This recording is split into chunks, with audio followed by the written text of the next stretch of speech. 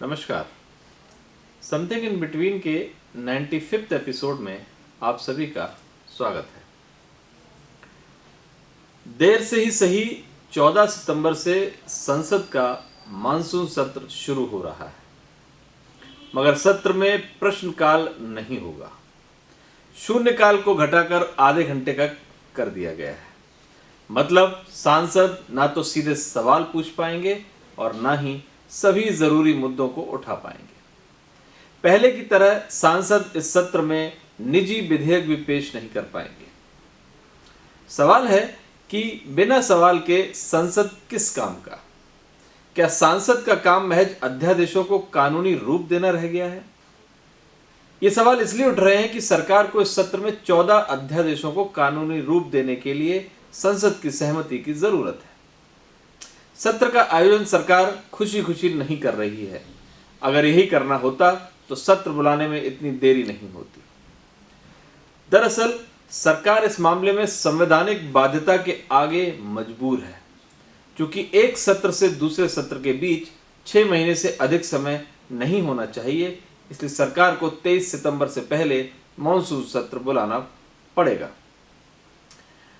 अब सत्र आयोजित होगा तो सवाल जवाब होंगे ही, और संसद में इस सवाल जवाब का माध्यम प्रश्नकाल और शून्यकाल है। ऐसे में सवालों से बचने के लिए सरकार ने प्रश्नकाल को जहां खत्म कर दिया, वहीं शून्यकाल की अवधि महज आधे घंटे की कर दी है। जाहिर तौर पर सत्ता को हमेशा सवाल से डर लगता है। सवाल सरकार की निरंकुशता और तानाशाह बनने की राह में सबसे बड़ा रोड़ा है, और अपने यहां सत्ता में निरंकुशता और तानाशाह की प्रवृत्ति हमेशा से रही है। यही कारण है कि सवालों से बचने के लिए देश ने सत्ता को कई तिकड़म आजमाते देखा है। इसी से बचने के लिए देश में आपातकाल थोपा गया। सवाल से बचने के लिए ही कानून की धार को कुंद किया गया। सूचना का अधिकार कानून के तहत जवाब पाने के अधिकार की राह में बाधा डालने के लिए कई तरह के तिकड़म किए गए। अब सत्र से पहले प्रश्नकाल खत्म करने और शून्यकाल का समय घटाने पर विपक्ष हमलावर है। लोकसभा में कांग्रेस के संसदीय दल के नेता अधीर रंजन चौधरी कहते हैं कि बहुमत का यह अर्थ नहीं है कि संसद को रबर स्टाम्प की तरह इस्तेमाल किया जाए। कोरोना महामारी से निपटने में सरकार बुरी तरह असफल हुई है। देश की अर्थव्यवस्था रसातल में चली गई है। इसलिए सरकार नहीं चाहती कि संसद में प्रश्न पूछा जाए। प्रश्न पूछे जाने से सरकार की सच्चाई सामने आ जाएगी। इसके जवाब में संसदीय कार्य मंत्री प्रहलाद जोशी कहते हैं कि सरकार किसी चर्चा से नहीं डरती। संसद में सदस्य तारांकित प्रश्न पूछ सकेंगे, शून्यकाल में भी मुद्दे उठा सकेंगे। क्योंकि कोरोना संकट बहुत बड़ा है, इसलिए सत्र के दौरान एहतियात बरतना जरूरी है। मतलब सरकार ये संदेश देना चाहती है कि ना तो प्रश्नकाल खत्म हुआ और ना ही शून्यकाल ही खत्म हुआ है। मगर क्या हकीकत में ऐसा ही है जैसा सरकार बताना चाहती है? पहले प्रश्नकाल की बात करते हैं। प्रश्नकाल के 2 हिस्से हैं। सदस्य 2 तरीके से अपने सवालों का जवाब हासिल कर सकते हैं, तारांकित और अतारांकित प्रश्नों के जरिए। सत्र के दौरान संसद के दोनों सदनों में प्रतिदिन अलग अलग 20 सवालों का चयन किया जाता है, जिस पर सांसद पूरक सवाल पूछ सकते हैं। जबकि अतारांकित प्रश्नों का सरकार की ओर से महज लिखित जवाब मिलता है। अतारांकित प्रश्नों का जवाब अक्सर गोलमोल जवाब होता है, जबकि तारांकित प्रश्नों में पूरक प्रश्न पूछने की व्यवस्था के कारण सरकार गोलमोल जवाब देने पर घिर जाती है।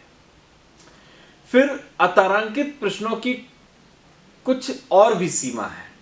मसलन संसद सदस्य को इसके लिए 10 दिन पहले ही लिखित सवाल दोनों सदनों के सचिवालय को देना होता है। फर्ज कीजिए अगर सत्र के जारी रहते सदस्य को किसी अहम सवाल का जवाब जानना हो तो उसके पास क्या विकल्प बचेगा? जाहिर तौर पर सरकार को इस नई व्यवस्था के कारण त्वरित घटनाओं का जवाब देने से बचने का रास्ता मिलेगा। जहां तक शून्यकाल का समय है तो इसकी अवधि 1 घंटे की होती है, मगर इसी लोकसभा में कई बार प्रश्नकाल को 4-4 घंटे तक चलाया गया। तब यह दलील दी गई कि बड़ा देश और सांसदों की संख्या अधिक होने के कारण ज्यादातर सांसद अपने मुद्दे उठाने से वंचित रह जाते हैं।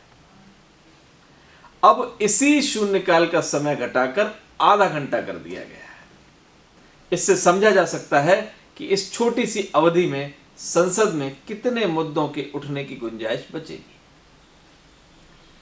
सरकार कहती है कि वह चर्चा से नहीं बचना चाहती। बहाना कोरोना महामारी का है। सवाल है कि जब सरकार कोरोना और बाढ़ की भीषिका के बीच नीट और जेईई की परीक्षा ले सकती है तो मानसून सत्र को लंबा क्यों नहीं चलाया जा सकता? अगर सत्र चलाया जा सकता है तो सवाल क्यों नहीं पूछे जा सकते?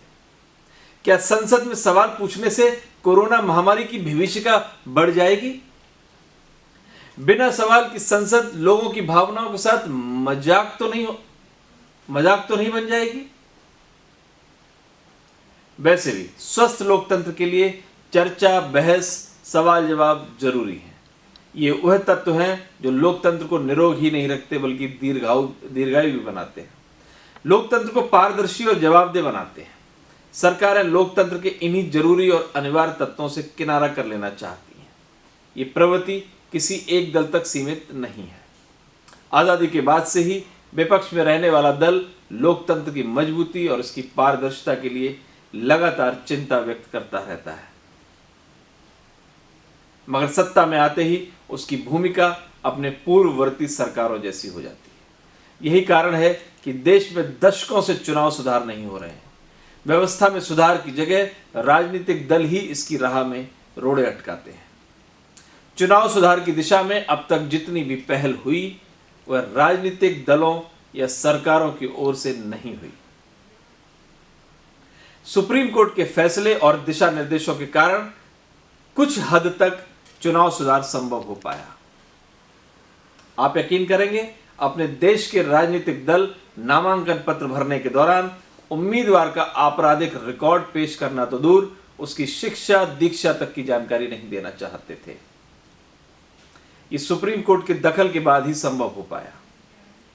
इसी प्रकार वर्तमान में अपवाद स्वरूप 1-2 दलों को छोड़कर कोई भी राष्ट्रीय या क्षेत्रीय दल सूचना का अधिकार कानून के दायरे में नहीं आना चाहता। दुखद है कि देश के सियासी दल मुखौटा लोकतंत्र बनाने में जी जान से जुटे हुए हैं। ऐसा मुखौटा लोकतंत्र जहां संविधान और सुविधाओं पर एक निश्चित तबके तक ही पहुंच हो। इसलिए सरकारों को सवालों से डर लगता है, जबकि यही सवाल और यही डर ही लोकतंत्र की आत्मा है। नमस्कार।